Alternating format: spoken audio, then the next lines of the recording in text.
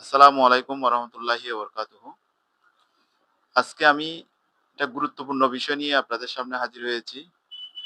সে বিষয়টি অনেকে জানে আবার অনেকে জানে না।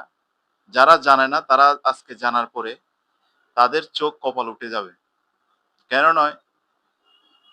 এই বিষয়গুলা সরকারের পক্ষ থেকে কিন্তু জানানো হয়েছে কিন্তু প্রচার কম হওয়ার কারণে গিয়ে সাধারণ মানুষ এগুলো সম্পর্কে অবহিত নয়। তো আজকে আমি সেই বিষয়টি একটু জানানোর জন্য চেষ্টা করব। অন্যকে জানানোর জন্য ভিডিওটি শেয়ার করবেন। সড়ক দুর্ঘটনায় ক্ষতিপূরণ কিভাবে পাবেন? আসলে প্রত্যেকে কম বেশি সড়ক দুর্ঘটনায় অ্যা আক্রান্ত হচ্ছি আমরা প্রত্যেকেই কম বেশি। ক্ষতিপূরণও তেমনভাবে পাওয়া যায় না।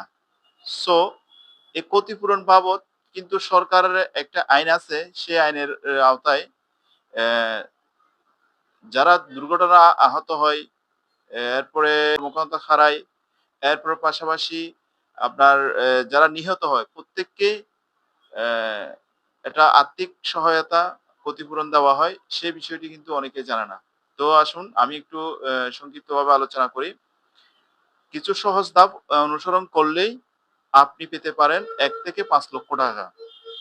কোথায় কিভাবে আবেদন করবেন বা কারা আবেদন করবে এই বিষয়টার জন্য আমি সেটা একটু তুলে ধরছি। আহত ব্যক্তি চিকিৎসা ব্যয় বাবদ অ্যা সর্বোচ্চ ৳১,০০,০০০ কি পাবে?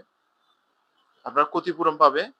যারা দুর্ঘটনায় শারীরিক কর্মক্ষমতা হারিয়েছে, সে ব্যক্তিরা পাবে ৳৩,০০,০০০ এবং নিহত ব্যক্তির পরিবার ভরণ-পোষণ বাবদ ক্ষতিপূরণ এরপরে দেখা যায় করণীয় কি?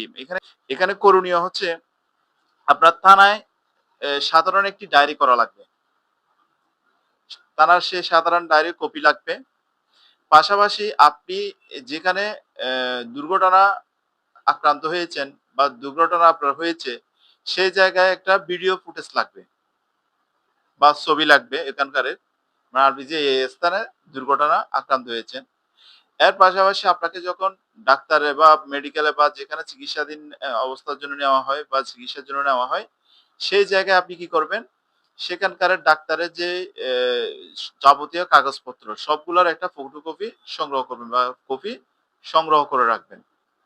এবং সমস্ত ডাক্তারের যে চিকিৎসা বাবদ আপনার যে সমস্ত পরীক্ষা-নিরীক্ষা, এরপর ওষুধপত্র, মানে ডাক্তারের প্রেসক্রিপশন সবকিছু আপনি ডকুমেন্ট হিসেবে সংগ্রহ করবেন। তখন সংগ্রহ করার পরে আপনি এই কাগজপত্রাদি নিয়ে বিআরটিএ অফিসে একটা ফর্ম ৩২ নামে একটা ফর্ম পাবেন। এই ৩২ ফর্মটি আপনি ফিল আপ করে পূরণ করে এখানে কিন্তু অনেকগুলো আবার ধাপ আছে।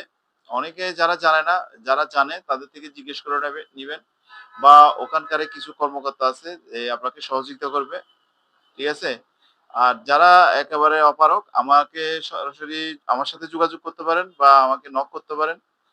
ইনশাআল্লাহ আমি সর্বোচ্চ চেষ্টা চালিয়ে আপনাদেরকে সহযোগিতা করব ইনশাআল্লাহ।